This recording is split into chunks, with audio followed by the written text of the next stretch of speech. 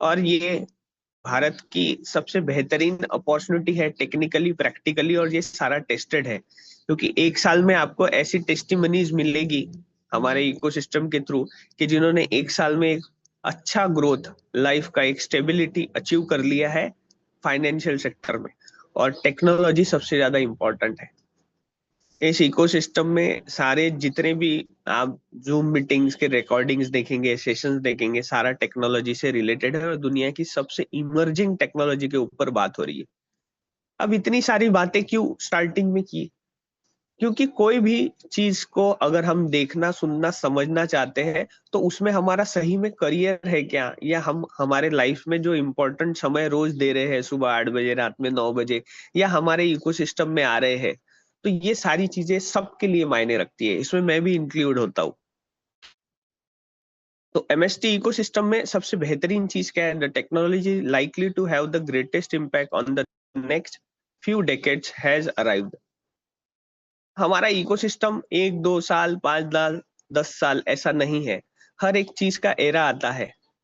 और अभी जो एरा है वो है ब्लॉकचेन टेक्नोलॉजी, वेब 3, डिसेंट्रलाइजेशन, जिसमें सारी चीजें सिर्फ और सिर्फ ब्लॉकचेन टेक्नोलॉजी से हो सकती है। और ये कोई social media, big data, robotics, AI का नहीं है, ये है ब्लॉकचेन टेक्नोलॉजी। तो जैसे कि मैंने कहा कि हमारी company Master Stroke Technosoft Private Limited ने भारत का पहला लेयर 1 ब्लॉकचेन बना लिया है। ट्रस्ट, ट्रांसपेरेंसी एंड ओनरशिप, जो मैंने अभी थोड़ी देर पहले करी, कि आज इस दुनिया में नहीं के बराबर रही है। इस डिजिटल वर्ल्ड में एमएसटी ब्लॉकचेन इकोसिस्टम इंडिया से लेके इंटरनेशनली ये तीनों चीजों को डिजिटल दुनिया में हर एक को देना चाहता है। यही हमारा विजन है। और जो भी करंट सिनारियो चल रहे हैं, आप सब लोग यहाँ नए हैं या हम लोग सब जानते हैं कि वो ओपेक है। ओपेक मीन्स अपारदर्शी है। सेंट्रलाइज मीन्स क्या होता है? दो दुनिया होती है, हमेशा मैं बोलता हूँ, एक सेंट्रलाइज दुनिया और एक डिसेंट्रलाइज दुनिया है।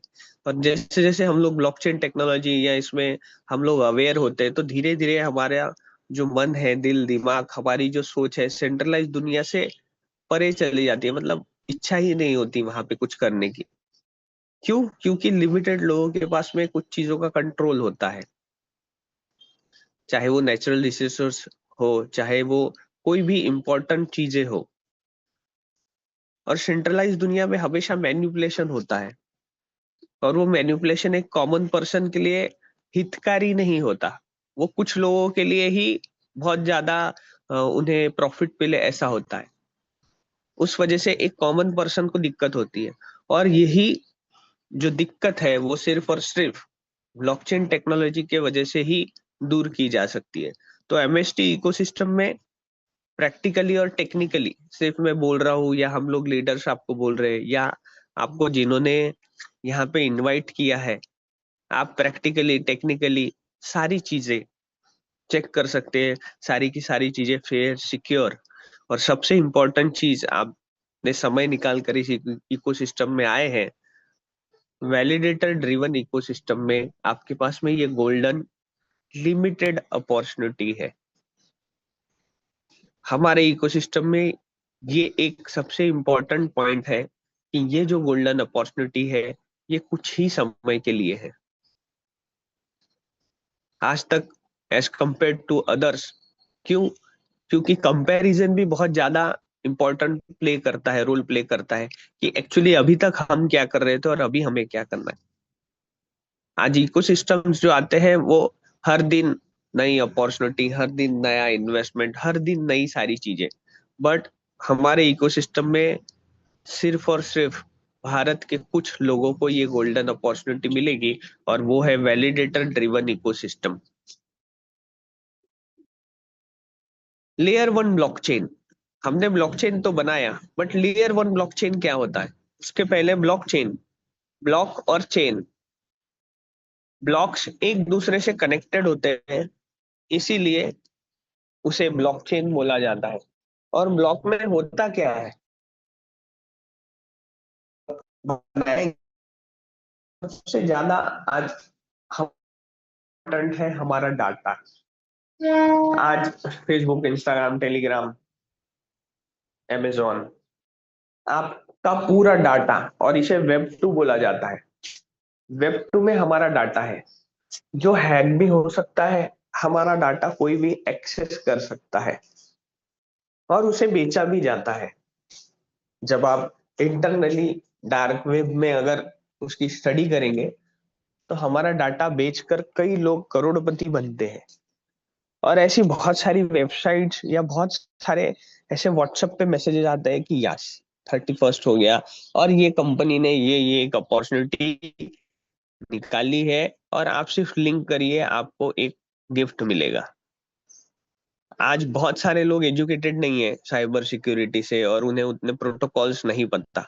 वो जैसे ही पुटअप करते हैं हमारा डाटा पूरा उनके पास चले जाता है। गिफ्ट तो छोड़ ही दीजिए, हमारा डाटा उनके पास जाने के बाद में एक एक डाटा को ऐसे ऐसे करोड़ों करोड़ों रुपए में नंबर ऑफ डाटा बेचे जाते हैं। और पहले की दुनिया में जितना भी डाटा था वो फिजिकल हम लोग लिख के रखते थे। हमारे जो पूर्वज थे, फाइनेंशियल जो कैलकुलेशंस होती थी वो लिख कर रखते थे। बट वहां डिफिकल्टी क्या थी, वो चोरी हो सकता था या फिर वो खराब हो सकता था। फिर धीरे धीरे हम लोग और थोड़े से नॉलेजेबल बने तो हमने हार्ड डिस्क, पेन ड्राइव, ये सारी चीजें हम डाटा स्टोर करने के लिए यूज कर रहे थे। बट वहां पे भी क्या दिक्कत आई, रस्ट लग गया, गुम गया, डिस्ट्रॉय हो गया। और एक एक डाटा, अगर आपका मोबाइल फोन में आज नियर अबाउट हर एक पर्सन के पास में इंपॉर्टेंट लोगों के नंबर्स होंगे जो सिर्फ फाइनेंशियल सेक्टर से रिलेटेड नहीं, हमारे लिए बहुत बड़ा रोल प्ले करते हैं। एक एक डाटा, एक एक नंबर, तो वो डिस्ट्रॉय हो गया तो बहुत बड़ी दिक्कत हो जाती है। तो सिर्फ मैंने आपको सिर्फ मोबाइल नंबर करी बात करी और उसमें भी हमें बहुत सारी दिक्कतें होती है। तो सोचिए हमारे हमारा जो डाटा है वो कितना इम्पोर्टेंट है। और वो डाटा आज बेहतरीन तरीके से ब्लॉकचेन टेक्नोलॉजी में स्टोर किया जाता है, जो कि अनहैकेबल होता है, ट्रांसपेरेंट होता है और डिसेंट्रलाइज होता है। और इन तीन चीजों के वजह से पूरे दुनिया में ब्लॉकचेन को यूज किया जाता है। और सबसे ज्यादा अगर ब्लॉकचेन यूज होता है तो बैंकिंग सिस्टम में यूज होता है। उसके स्ट्रॉन्ग रीजन है क्योंकि पूरी दुनिया में लोगों का पैसा कहाँ है, हमारा पैसा कहाँ है, बैंक में। और बैंक में क्या होता है, हैकिंग होती है। अगर एक बैंक हैक हो गई तो आप सोचिए कितने लोगों का, कॉमन पब्लिक का नुकसान होता है। तो बाहर देश में अधिकतर बैंक्स ब्लॉकचेन टेक्नोलॉजी को यूज करती है और जल्द ही हमारे इंडिया में सारी की सारी बैंक्स जो है वो धीरे धीरे करके ब्लॉकचेन टेक्नोलॉजी में आएगी। और ब्लॉकचेन टेक्नोलॉजी में लेयर वन ब्लॉकचेन सबसे बड़ा रोल प्ले करता है। और जितने भी ट्रांजेक्शन्स होते हैं ब्लॉकचेन में, क्योंकि वो ट्रांसपेरेंट है, ब्लॉकचेन में ट्रांसपेरेंसी एक बाय डिफॉल्ट इंपॉर्टेंट पॉइंट है। तो ट्रांसपेरेंसी में कब पता चलेगा, जब ये सारी चीजें ऑन चेन रहेंगी। ऑन चेन मीन सारा डाटा हम, चाहे वो कोई भी पर्सन हो, इंडिया को हो, इंटरनेशनल हो, वो हर एक ट्रांजैक्शन चेक कर सके। तो जितने भी लेयर वन ब्लॉकचेन में ट्रांजैक्शंस होते हैं वो ऑन चेन होते हैं। अब दूसरी चीज, मैंने कहा कि डिसेंट्रलाइजेशन। तो आज फाइनेंशियल सेक्टर में जितनी भी ट्रांजैक्शंस होते हैं वो किस पर होते हैं, वो बैंकिंग सिस्टम के थ्रू होते हैं। बट बैंकिंग सिस्टम सेंट्रलाइज है। तो ब्लॉकचेन टेक्नोलॉजी में कंसेंसस मैकेनिज्म लाया गया। और इसे समझने के लिए हमेशा हम लोग बिटकॉइन का एग्जांपल लेते हैं। बिटकॉइन सिर्फ हमारे फाइनेंशियल ग्रोथ की जर्नी में एड ऑन करने के लिए हम बिटकॉइन ले लेंगे, अभी रेट तो क्रैश हो गया है, बिटकॉइन खत्म हो गया, फिर बिटकॉइन का कोई ना कोई ओनर आ जाता है, ये कंट्रोवर्सीज है। बट बिटकॉइन का अगर हम टेक्निकली नॉलेज लेंगे तो बहुत बेहतरीन तरीके से हम डिसेंट्रलाइजेशन को समझ सकते हैं, इकोसिस्टम को समझ सकते हैं। तो बिटकॉइन ने, क्योंकि सेंट्रलाइज अथॉरिटी नहीं चाहिए थी, ट्रांजेक्शन्स कौन वेरीफाइड करेगा, उसके लिए कंसेंसस मैकेनिज्म लाया, proof of work technology. Proof of work technology क्या होता है, ये बहुत सारे पजल्स होते हैं, अल्गोरिदम्स होते हैं जो स्पेशल कंप्यूटर से माइनिंग बोला जाता है उन्हें, वो सॉल्व करते हैं। और जो पर्सन माइनर, उन्हें माइनर कहा जाता है, उस जो पर्सन प्रैक्टिकली सबसे पहले जो भी ब्लॉकचेन में ट्रांजेक्शन्स होते हैं उन्हें वेरीफाइड करता है, तो उसके बिहाफ पे, उसके मेहनत के लिए, क्योंकि उसमें कंप्यूटेशनल पावर लगता है, उन्हें बैठे रहना पड़ता है, ट्रांजेक्शन्स वेरीफाइड करने पड़ते हैं, तो उसके बिहाफ पे एक ऐसा डिसेंट्रलाइज रिवॉर्ड दिया जाता है जिसे नेटिव कॉइन बोला जाता है। अब ये नेटिव कॉइन क्या है? तो हर लेयर वन ब्लॉकचेन का एक सबसे इंपॉर्टेंट रिवॉर्ड के स्वरूप में दिया जाता है नेटिव कॉइन। ये नेटिव कॉइन का रेट कौन डिसाइड करता है? ये नेटिव कॉइन का रेट पब्लिक डिसाइड करती है। क्योंकि हम लोग जब डिसेंट्रलाइजेशन की बात कर रहे हैं तो मान लेते हैं कि बिटकॉइन के ओनर का नाम बोला जाता है, वो तो अभी ओनर एक है या ग्रुप ऑफ एंटिटी है, ये अभी भी एनॉनिमस है। बट डिसेंट्रलाइज तरीके से नेटिव कॉइन का रेट पब्लिक डिसाइड करती है, क्योंकि वो अगर ओनर या कोई डिसाइड करता तो फिर वो सेंट्रलाइज हो जाता। तो बिटकॉइन ये नेटिव कॉइन है, बिटकॉइन ब्लॉकचेन का नेटिव कॉइन है बिटकॉइन, जो कि रिवॉर्ड स्वरूप माइनर्स को दिया जाता है। आज सब समझने के बाद भी बिटकॉइन में हम माइनर नहीं बन सकते, एक कॉमन पर्सन तो नहीं बन सकता, उसके लिए बहुत सारा कंप्यूटेशनल पावर, बहुत करोड़ों रुपए लगते हैं। और जैसे जैसे ब्लॉक बनते जाते हैं वैसे वैसे उसमें डिफिकल्टी लेवल बढ़ते जाती है। तो टेक्निकली अगर अभी समझने जाए या मैं भी समझू तो बहुत बड़ा पैसा लग रहा है, तो हम तो सोचेंगे भी नहीं। और टेक्निकली बहुत सारा नॉलेज चाहिए। फिर प्रूफ ऑफ स्टेक अथॉरिटी आया, जिसमें इथेरियम ने प्रूफ ऑफ स्टेक अथॉरिटी लाया। आज हम भी 32 इथेरियम स्टेक कर कर इथेरियम में नोड वैलिडेटर बन सकते हैं। बट आज अगर इथेरियम की बात करूँ तो 2 से 3 लाख के बीच में इथेरियम का प्राइस है। तो 32 इथेरियम ही 1 करोड़ का हमें एसेट लगेगा। फिर उसमें टूल हाउस, प्रिज्म ऐसे सॉफ्टवेयर होते हैं, उनका नॉलेज चाहिए। खुद का नोड अलग रन करना है तो वो अलग डिफिकल्टी है। तो जानने के बाद भी, इच्छा होने के बाद भी आज हम नहीं, एक कॉमन पर्सन उसमें नोड वैलिडेटर या माइनर बन पाता है। तो फिर करेंगे क्या ये जानकर? बट हमारे इकोसिस्टम में सबसे बड़ा एक अपॉर्चुनिटी है। आपको कुछ भी नहीं पता, आपको जिन्होंने रेफर किया है थोड़ा बहुत आपके ऊपर ट्रस्ट है, और हमारे पास मोबाइल जो फोन है एक सबसे बड़ा हथियार है। आप चैट जीपीटी में जाकर मीटिंग खत्म होने के बाद में थोड़ी बहुत इंफॉर्मेशन लीजिए। बहुत बेहतरीन तरीके से हमारे इकोसिस्टम में आपको भारत के पहले लेयर वन ब्लॉकचेन में नोड वैलिडेटर बनने की अपॉर्चुनिटी है। ना उसके लिए आपको करोड़ों रुपए लगेंगे।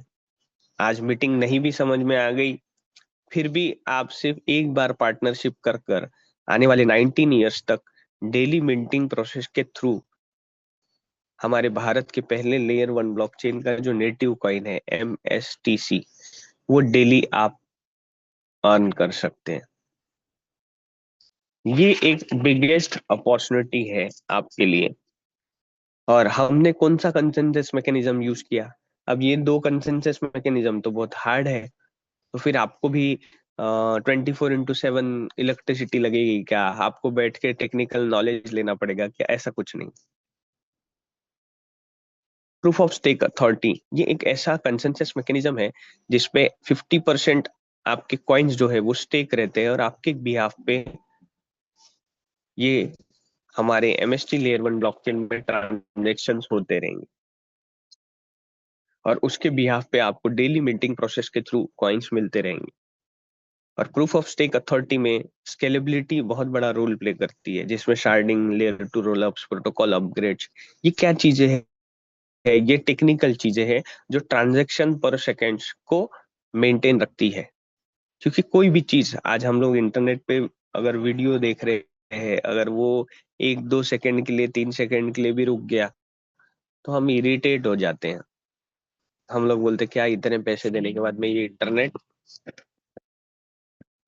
जो इंटरनेट है हमें सर्विस नहीं दे रहा। तो सोचिए, फाइनेंशियल सेक्टर में और layer one blockchain blockchain technology borderless होती है, करोड़ों ट्रांजेक्शन्स पर डे होते हैं।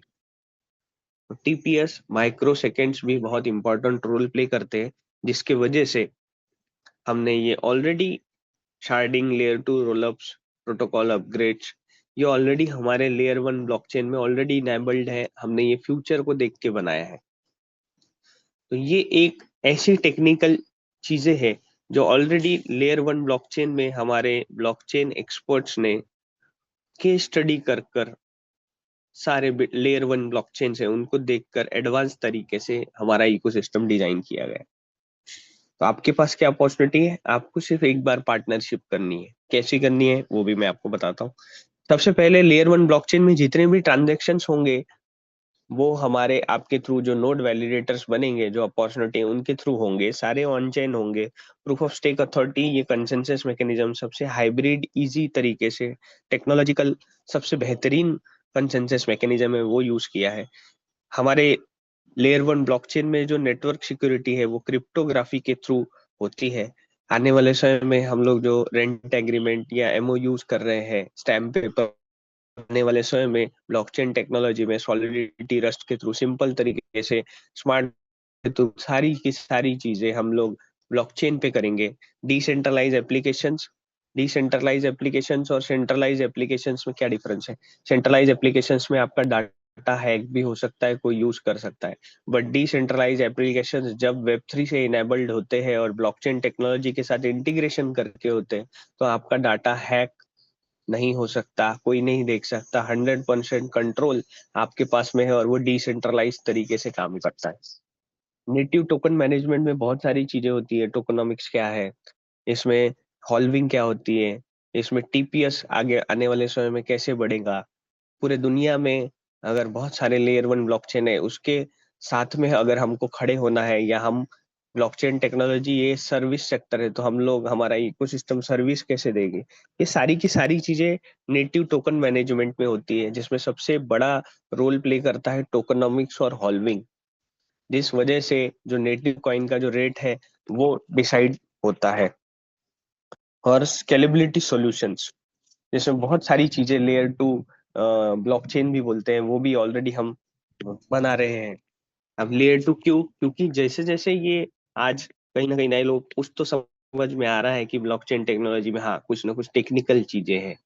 धीरे धीरे जब ये एक्सेप्टेंस बढ़ेगा तो ट्रांजेक्शन्स बढ़ेंगे। ये सारी की सारी चीजें समझकर ऑलरेडी ये लेयर 1 ब्लॉकचेन बनाया है। और ये मेरे बोलने से नहीं होगा, ये आप जब प्रैक्टिकली टेक्निकली चीजें देखेंगे तो एक एक चीज देखने के बाद में उसमें ट्रस्ट बढ़ता है। अब ये ब्लॉकचेन यूज कहाँ होगा?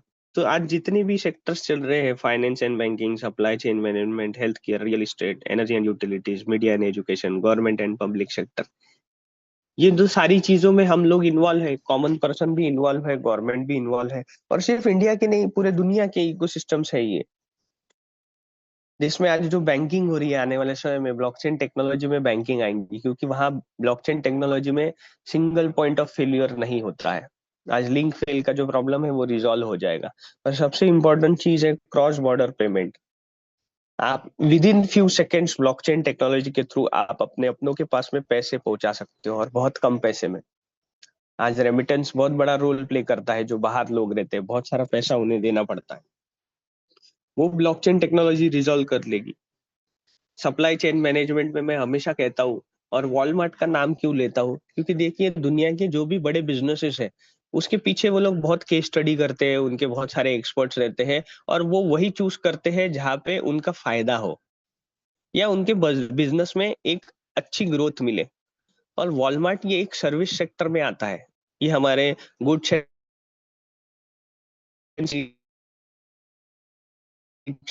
ट्रांजेक्शन होता है वो मेडिकल इंडस्ट्री में और एफएम होता है। तो बड़े बड़े बिजनेसमैन लोग ब्लॉकचेन टेक्नोलॉजी को यूज कर रहे हैं, जिसमें वॉलेट है जो ऑलरेडी टेक्नोलॉजी को यूज कर रहा है। और वॉलमार्ट की जब मैं बात करता हूँ तो और एक बहुत बड़ी चेंज जो होता है वो आ चुका है, उसमें उन्होंने है, तो आ सकते हो। बट क्रिप्टो करेंसीज में भी आज 6,000 12,000 से ज्यादा क्रिप्टो करेंसीज है जो थोड़ा बहुत नॉर्मल तरीके से चल रही है। बट उसमें भी लेयर 1 ब्लॉकचेन के जो नेटिव कॉइन होते हैं वो बहुत ज्यादा बड़ा रोल प्ले करते हैं, और वो डिसेंट्रलाइज होते हैं प्रॉपरली, और यूज केस में आते हैं, जिसमें वॉलमार्ट ने फिएट करेंसीज के जगह एक अल्टरनेटिव ला लिया है, जो कि बिटकॉइन, इथेरियम और रिपल, ये जो 3 नए लोग हैं, आप इनको देख सकते हैं, उनको वो एक्सेप्ट कर रहा है। यहाँ पे एक चीज अगर हम लोग गहराई से सोचे, तो वॉलमार्ट इतनी बड़ी कंपनी ये 3 ही क्रिप्टो करेंसीज को क्यों बोल रही है कि फिएट की जगह आप ये क्रिप्टो करेंसीज दे सकते हैं? तो उसके पीछे एक छोटा सा टेक्निकल रीजन है, जो अगर हम समझे तो कुछ ना कुछ हमारे भी एमएसटीसी नेटिव कॉइन का इंपॉर्टेंस हम समझ पाएंगे। फॉर एग्जाम्पल, मैं अगर वॉलमार्ट में जाके मान लेते हैं इंडियन रुपीज से हम लोग कैलकुलेट कर रहे हैं कि 10,000 रुपीज का मेरा पूरा प्रोडक्ट हुआ, मैंने वहां से हमारे सर्विसेज के थ्रू गुड्स खरीदे, उसमें हम लोग सिंपल तरीके से समझते हैं कि किराना खरीदा, तो आज मैं उन्हें 10,000 रुपए दूंगा, तो 10,000 के 10,000 ही रहेंगे। बट मैंने अगर उन्हें 10,000 के बिटकॉइन दिए, और कल चल के रेट, बिटकॉइन का आज जो रेट है, मान लेते हैं 1 साल बाद 50% बढ़ गया, एग्जाम्पल के लिए बोल रहा हूँ, तो सोचिए वो 10,000 के उनके ऑटोमेटिकली क्या हो गए, 15,000 हो गए। क्यों? क्योंकि उस नेटिव कॉइन का रेट बढ़ गया। उसके लिए उन्हें कुछ करना पड़ा? नहीं, सिर्फ स्टोर करके रखना पड़ा। और आज हमारे इंडिया में, या उसमें मैं भी इंक्लूड होता हूँ, मैं भी ज्यादा पैसे क्रिप्टो करेंसी में क्यों नहीं बना पाया? क्योंकि मेरे पास होल्डिंग कैपेसिटी नहीं थी, मेरे पास पेशेंस नहीं था, या स्टार्टिंग में मुझे उतना नॉलेज नहीं था कि सिर्फ ये जो नेटिव कॉइन्स होते हैं, जो भी नेटिव कॉइन्स है, लेयर 1 ब्लॉकचेन की आपकी स्टडी करिए, bitcoin, Ethereum, Tron, Solana, BNB, इनके स्टार्टिंग में रेट क्या थे जब ये इंट्रोड्यूस हुए, जब इन्होंने ब्लॉकचेन लाया, और आज उनके रेट क्या है? उसके लिए क्या करना था? सिर्फ होल्ड करके रखना था।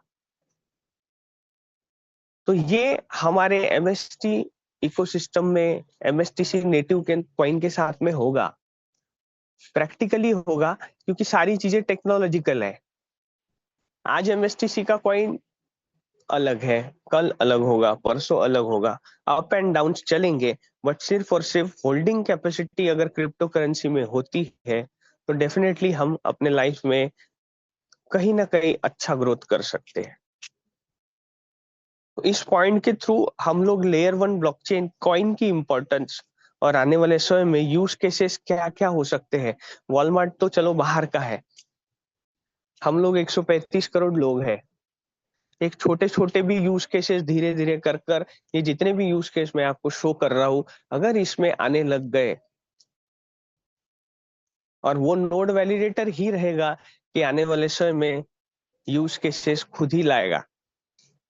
अब फिर से एक पॉइंट यहाँ समझना बहुत ज्यादा जरूरी है, और यही हमारे इकोसिस्टम का मेन पॉइंट है, क्योंकि बहुत सारे लोग क्वेश्चंस पूछते हैं मीटिंग्स में कि हम ये नोड वैलिडेटर क्यों बने, नेटिव कॉइन का रेट क्या बढ़ेगा, क्यों बढ़ेगा, कब बढ़ेगा?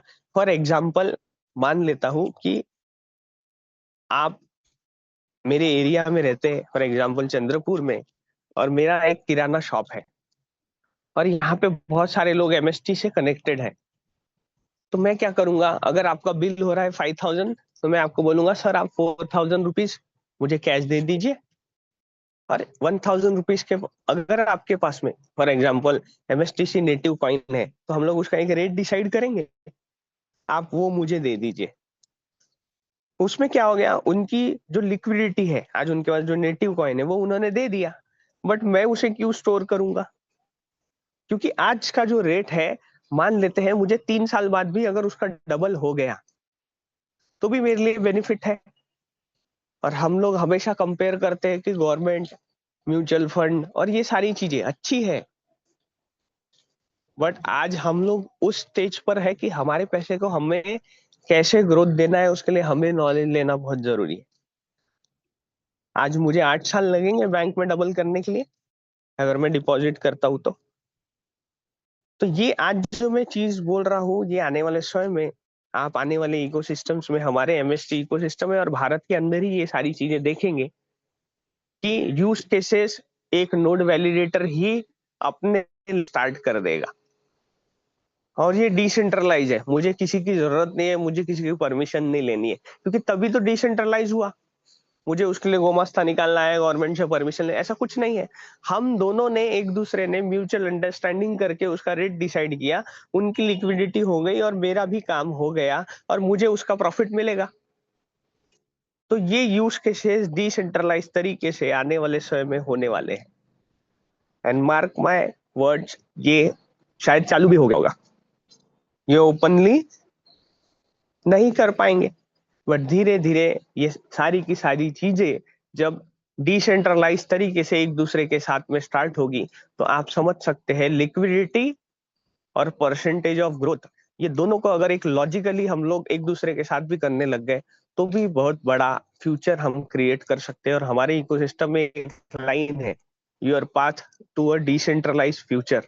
तो कहीं ना कहीं आप और हम नोड वैलिडेटर्स ही हमारे एमएसटी लेयर 1 ब्लॉकचेन के इकोसिस्टम में बहुत बड़ा रोल प्ले करेंगे। रियल एस्टेट में हर कोई पैसा इन्वेस्ट नहीं कर सकता, क्योंकि हर किसी के पास 5 लाख 10 लाख नहीं होते। तो आने वाले समय में tokenise property ownership for fractional investment, ये सारी चीजें होगी।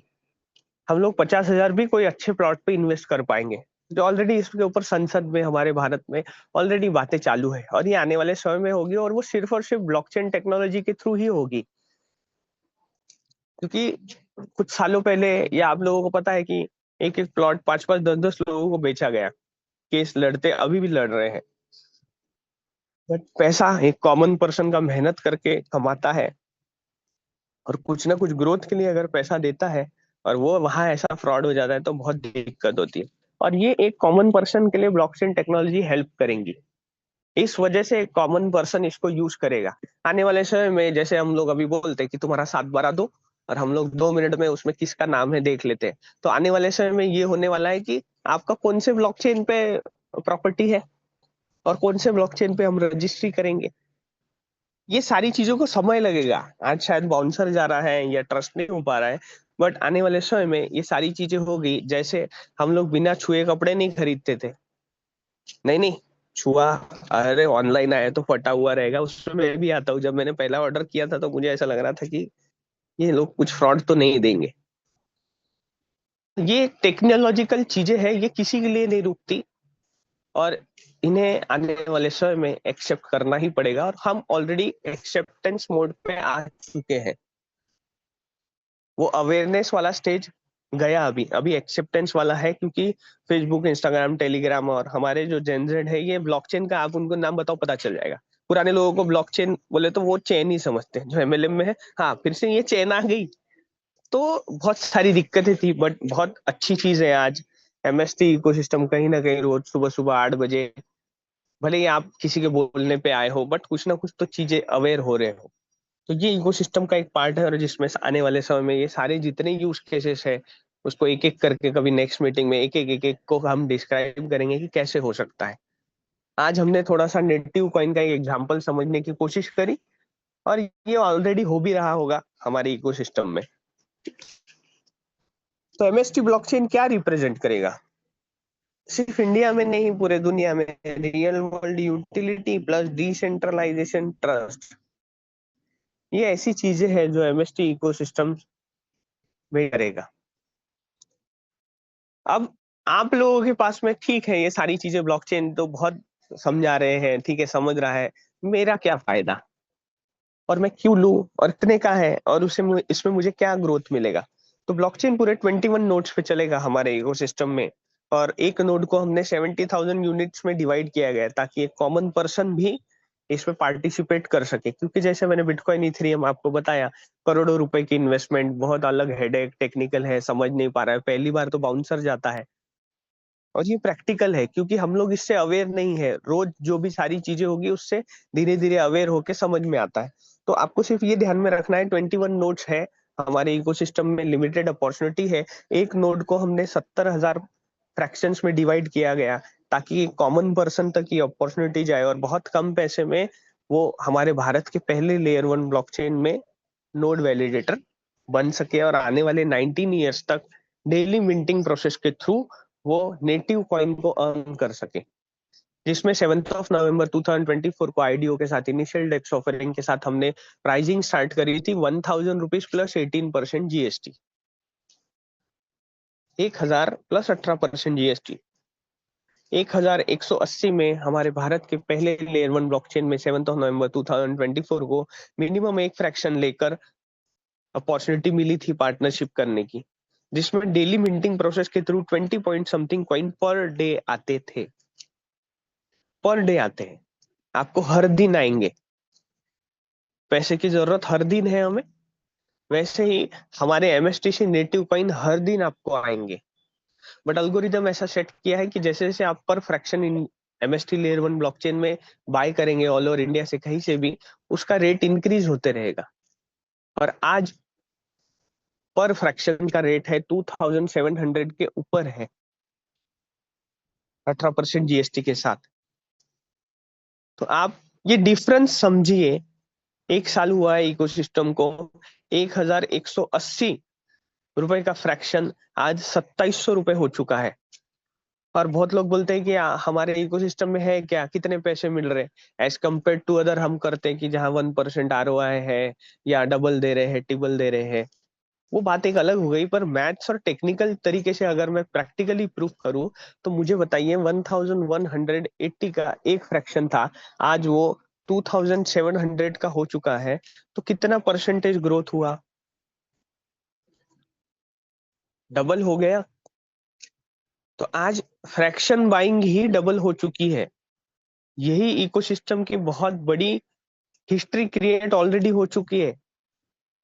कॉइन्स तो आपके अलग है, आप उसको अपने रेट पे बेचोगे वो एक अलग है, बट ध्यान में रखिए यही फ्रैक्शन आने वाले समय में 3000, 4000, 5000, 10,000, 15,000, 20,000 रुपए का एक फ्रैक्शन प्लस 18% जीएसटी अलग, ये आने वाले समय में होने वाला है। क्यों होने वाला है? आज जूम मीटिंग में नए लोग आए हैं, कुछ लोग फिजिकल मीटिंग्स ले रहे हैं। और सबसे अच्छी बात, हमारा इकोसिस्टम हमारे आपके ऊपर डिपेंड नहीं है। हमारा इकोसिस्टम ओपन सोर्स है। कंपनी की अलग मार्केटिंग फील्ड है, कंपनी अलग सोशल मीडिया के थ्रू कॉलेजेस में ऑडिटोरियम रही है, कॉलेजेस में ऑडिटोरियम कर रही है जो जेनजेड है, जिनके सब्जेक्ट आज इंजीनियरिंग सब्जेक्ट में ब्लॉकचेन। तो ये जो सारी चीजें हैं, इस वजह से इसका रेट बढ़ जाएगा और ये जाएगा, ये हमेशा चलते रहेगा। ऐसा नहीं है जो नोड वैलिडेटर बनेंगे वही वो खुश नसीब पर्सन होंगे जिन्हें भारत के पहले लेयर वन ब्लॉकचेन का नेटिव कॉइन डेली आएगा। और जिन लोगों के पास में ये अपॉर्चुनिटी नहीं पहुंच पाई या पहुंचने के और बाद में समझे, तो उन्हें एक एक नेटिव कॉइन जो नोड वैलिडेटर अपने रेट में देना चाहता है उसमें खरीदना पड़ेगा। एक्सचेंजेस में जाकर जो रेट होगा उनसे एक कॉइन उतने पैसे देके खरीदने पड़ेंगे। ये एक सबसे बड़ा डिफरेंस है यूजर और नोड वैलिडेटर में। हम bitcoin, Ethereum, Tron, Solana, BNB या जितने भी कॉइन्स है कॉइन मार्केट कैप में अगर हमें लेना है, तो एक कॉइन के प्राइस जितना है एक्सचेंजेस में जाके हमें खरीदना पड़ेगा। बट मुझे एक बात बताइए, मैंने बिटकॉइन और इथेरियम की बात करी थी, क्या वो माइनर्स को बिटकॉइन रोज खरीदने पड़ते हैं? नहीं खरीदने पड़ते, उन्हें रोज आते हैं। क्या नोड वैलिडेटर अगर इथेरियम में कोई है तो उन नहीं, उनके पास रोज आते हैं। सेम वैसे ही गोल्डन अपॉर्चुनिटी है एमएसटी लेयर वन ब्लॉकचेन में। आप नोड वैलिडेटर बनेंगे, आपको 7 नवंबर 2044 तक डेली मिंटिंग प्रोसेस के थ्रू नेटिव कॉइन आते रहेगा। और आपकी मर्जी, आप उसे बेचिए। और बेचने के बाद में अगर मान लेते हैं 1 साल बाद आपने उसे बेचा, तो क्या कॉइन आने रुक जाएंगे? दूसरे दिन फिर आपके पास कॉइन आ जाएंगे। तो ये टेक्निकली प्रैक्टिकली डिफरेंस आप समझिए कि नोड वैलिडेटर कितना बड़ा अपॉर्चुनिटी है और जो लिमिटेड है। तो जितने नए लोग, सबसे पहले तो मिनिमम एक फ्रैक्शन बाय करिए इकोसिस्टम ब्लॉकचेन। ये हम आने वाले समय में और टेक्निकल तरीके से गूगल में, यूट्यूब में आप देख सकते हैं, बट अपॉर्चुनिटी मत मिस करिए।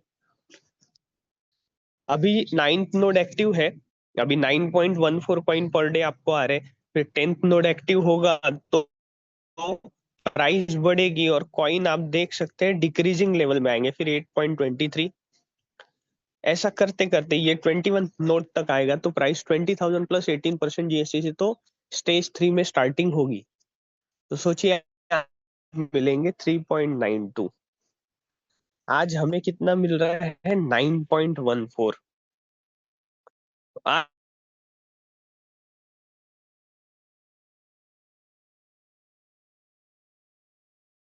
अगर 2-3 लोग अगर पार्टी करते हैं तो वो 2700 रुपए का अच्छे होटल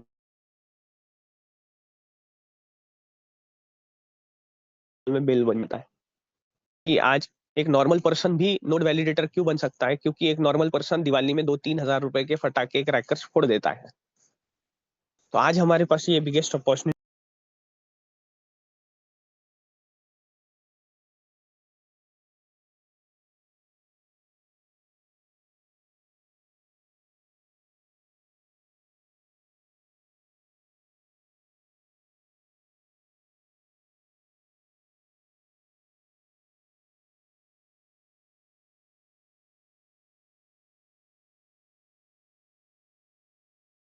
कितने फ्रैक्शन है, कितने कॉइन आएंगे और आपको फाइनेंशियल स्टेटस में कितना पैसा लगेगा। और हमेशा बिजनेस में जब कैलकुलेशंस किया जाता है तो यही देख के किया जाता है कि मुझे अर्निंग कितनी चाहिए, मेरा एक्सपेंसेस कितने हैं। तो यहाँ पे भी आपको वही कैलकुलेशन कर कर एक स्ट्रॉन्ग डिसीजन लेना है कि कितने फ्रैक्शंस लेने हैं। ये कंपनी की तरफ से या मेरे तरफ से या हमारे जो भी लीडर्स ग्लोबल हेड उनके तरफ से कोई फोर्सिंग नहीं है। अगर समझ रहा है तो लीजिए, नहीं समझ रहा है तो कोई दिक्कत नहीं है। आप एटलीस्ट आपने ब्लॉकचेन क्या है वो आप आगे चल के सर्च करिए कि क्या इसका फ्यूचर हो सकता है। ये आपके पास में बिगेस्ट अपॉर्चुनिटी है। टोटल सप्लाई कितना है, जैसे कि मैंने कहा कि टोकनामिक्स बहुत बड़ा रोल प्ले करता है, क्योंकि डिमांड और सप्लाई के ऊपर पूरी दुनिया चल रही है। डिमांड और सप्लाई के ऊपर पूरे रेट्स डिसाइड होते हैं। तो जिस चीज की डिमांड ज्यादा होती है और सप्लाई कम होता है उसी का हमेशा रेट टेक्निकली प्रैक्टिकली बढ़ता है, उसका वैल्यू होता है। क्योंकि अगर गोल्ड की वैल्यू इतनी क्यों है, क्योंकि लिमिटेड है। अगर वो हमारे घर के सामने ऐसे जो स्टोन्स पड़े होते वैसा पड़ा होता तो क्या गोल्ड की वैल्यू होती? बिल्कुल नहीं होती।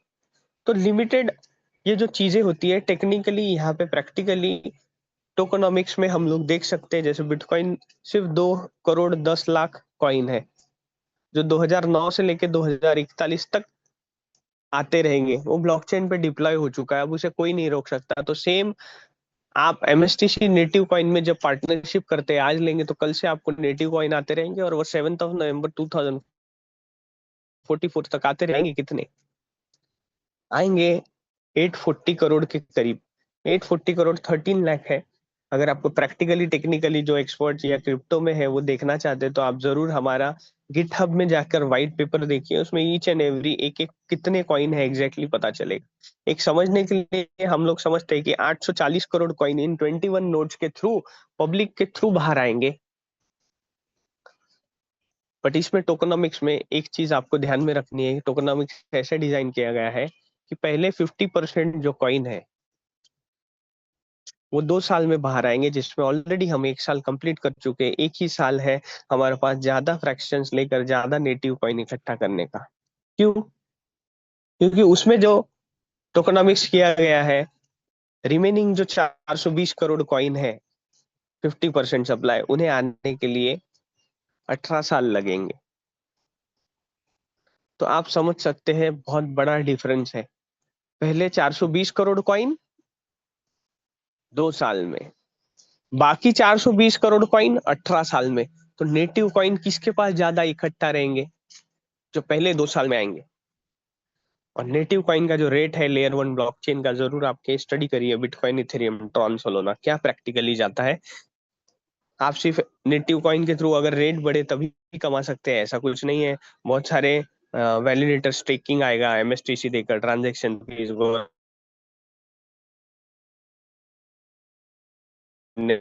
यूज कर कर आप अर्निंग कर सकते हैं। 3 सेकंड का हमारा ब्लॉक टाइमिंग है। बिटकॉइन का 10 मिनट का ब्लॉक टाइमिंग है, हमारा 3 सेकंड का ब्लॉक टाइमिंग है। 3 सेकंड में 200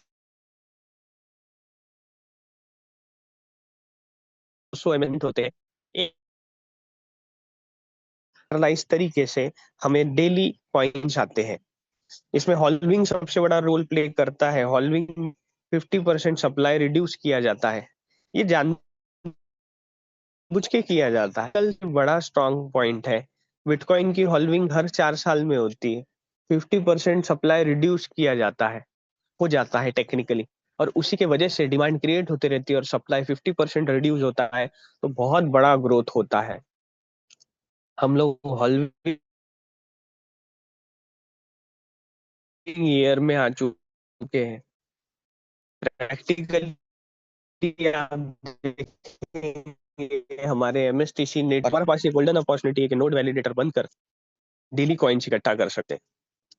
तो MSTC native coin transaction fees, जिसे गैस फीस बोला जाता है, आज गैस फीस सबसे बड़ा रोल प्ले करती है लेयर वन ब्लॉकचेन में। और दुनिया में जितने भी ब्लॉकचेन है आने वाले समय में सब लोग प्रैक्टिकली देखेंगे as compare to Bitcoin, Ethereum, Tron, Solana, BNB. जो भी ट्रांजेक्शन होंगे भारत के पहले लेयर वन ब्लॉकचेन में, सबसे कम गैस फीस लेने वाला एमएसटी लेयर वन ब्लॉकचेन होगा। और सबसे अच्छी चीज क्या होती है, सर्विस सेक्टर में बिजनेस वही ज्यादा होता है जो सर्विस कम पैसे में देता है। और फाइनेंशियल ट्रांजेक्शन्स जो बढ़ते जा रहे हैं इंडिया में नहीं पूरे वर्ल्ड में, धीरे धीरे कर कर एमएसटी लेयर वन ब्लॉकचेन में वो ट्रांजेक्शन्स करेंगे, तो उनकी मजबूरी होगी कि उन्हें एमएसटीसी नेटिव कॉइन लगेगा, क्योंकि एमएसटीसी नेटिव कॉइन के बिना हमारे एमएसटी लेयर वन ब्लॉकचेन में एक भी ट्रांजेक्शन नहीं होंगे। और वो नोड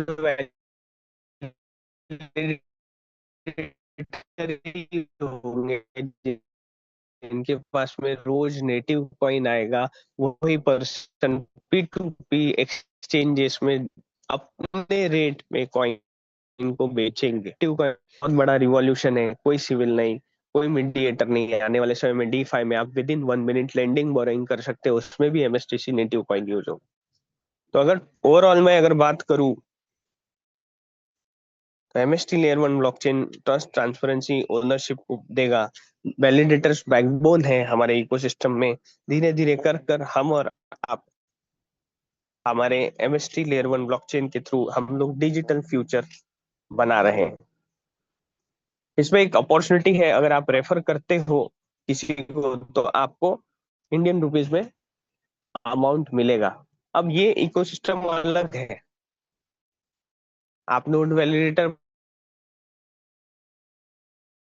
बन गया, आपको कॉइन मिल गया, आप कॉइन एंजॉय करिए। आपके मन में जो रेट आता है आने वाले समय में आप एक्सचेंजेस में जाके या पी टू पी बेचिए।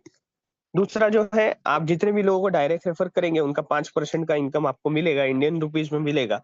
आप धीरे धीरे आपकी टीम बढ़ाएंगे, उसको स्पार्टन रैंक बोला जाता है। आप 10% पे जाएंगे, और उसके लिए आपकी टीम में 20 लोग मिनिमम, एक फ्रैक्शन बाइंग करने वाले लोग होने चाहिए। और आपके टीम में ओवरऑल जो बिजनेस है वो 1 लाख रुपए का होना चाहिए। इसमें कोई टाइम लिमिट नहीं है। तो जैसे ही आप स्पार्टन बन जाएंगे, फिर 5 की जगह आपको 10% का इनकम मिलेगा। और यहाँ से और एक इनकम स्टार्ट होती है। जब आप 10% पे जाते हैं और आपने मुझे इंट्रोड्यूस किया, मान लीजिए, तो मैं तो 5 ही % पे हूँ। तो जब तक मैं 5% पे हूँ तब तक मेरा जो डिफरेंस कमीशन है आपको आते रहेगा। बट मैं भी 10% पे, आप भी 10% से, तो मेरी टीम से कुछ नहीं मिलेगा। उसके लिए आपको 15% का डायरेक्ट इनकम मिलेगा। उसके लिए आपको दो कंडीशन फुलफिल करनी है। आपकी टीम में 2 लोग 10% वाले अलग अलग डिफरेंट लेग में चाहिए, और 5 लाख रुपए का ओवरऑल बिजनेस होना चाहिए। टाइम लिमिट नहीं है, और आपके डायरेक्ट होने चाहिए, ऐसे कोई कंडीशन नहीं है। जैसे ही आप 15% पे जाएंगे तो डायरेक्ट का 15% और कोई ना कोई 5 या 10% पे होगा। तो जब तक वो लोग 15% पे नहीं जाएंगे आपको डिफरेंस कमीशन आते रहेगा। और लास्ट है एवेंजर 20%। आपके टीम में 2 लोग 15% वाले अलग अलग डिफरेंट लेग में चाहिए, और आपका 15 लाख का बिजनेस, ओवरऑल बिजनेस होना चाहिए, तब आप 20% पर जाएंगे। तो डिफरेंस कमीशन आप 5% से 20% कमा सकते हैं। कितना कमा सकते हैं? तो टोटल जो 21 नोट्स है वो 1800 करोड़ का प्रोजेक्ट है, जिसमें 360 करोड़ रुपए का डिफरेंस कमीशन आप हर हफ्ते कमा सकते हैं। एवरी मंडे कैलकुलेशन होता है, ऑटो विड्रॉल होता है, आपको करने की जरूरत नहीं है। उसके बाद में आप भी 20, मैं भी 20% पे, तो आपको वॉरियर क्लब में जाना है। एक बार 40 लाख का बिजनेस आपकी टीम से करना है, और 2 लोग आपके टीम में अलग अलग 20% वाले अलग अलग डिफरेंट लेग में चाहिए। तो आपने वॉरियर क्लब में एंट्री ले ली, और आपकी टीम से अगर उस महीने 5 लाख रुपए का बिजनेस होता है, तो कंपनी 1% ऑल ओवर इंडिया से जो आईडी आ रही है उसका अलग से निकालती है। और वॉरियर क्लब में आज near about 30,000 rupees per month का एक अच्छा इनकम हमारे टीम में इंडियन रुपीज में लीगल तरीके से अर्न कर रहे हैं वॉरियर में। लीजेंड क्लब उससे बड़ी इनकम है, 1 करोड़ का बिजनेस आपकी टीम से होना चाहिए, और 2 लोग वॉरियर क्लब में होने चाहिए। और ये दो छोड़कर, वॉरियर क्लब में जो 2 लोग हैं उनका बिजनेस छोड़कर अलग से अगर आपका 5 लाख का बिजनेस होता है अलग लेग से, बाकी जितने भी लेग है, तो आज 2.25 लाख रुपए की पर मंथ की इनकम इंडियन रुपीज में हमारे इकोसिस्टम में एक साल में बहुत सारे लोग ले रहे हैं। ये एक बिगेस्ट अपॉर्चुनिटी है। तो ये था इकोसिस्टम, जिसमें मैंने आपको कुछ ब्लॉकचेन समझाने की कोशिश करी। अपॉर्चुनिटी में लर्निंग अर्निंग अपॉर्चुनिटी दोनों है। आप नेटिव कॉइन्स को स्टोर कर कर अच्छे वैल्यू पे बेच सकते हैं, और आप इंडियन रुपीज में अर्निंग करना चाहते हैं आने वाले 3-4 महीने में, क्योंकि 3-4 महीने के अंदर ये नोड वैलिडेशन प्रोग्राम खत्म हो जाएगा। इकोसिस्टम तो जस्ट स्टार्ट हुआ है, बट 414 करोड़ रुपए का एक इनकम है जो डिस्ट्रीब्यूट हो रहा है। वो आप अपने लेवल पे अपने टीम को मदद कर कर इकोसिस्टम्स में आप हमारे भारत के पहले लेयर 1 ब्लॉकचेन में फाइनेंशियल ग्रोथ की जर्नी में आ सकते हैं। आपका वेलकम है। Thank you. जय हिंद। ओवर टू माय को होस्ट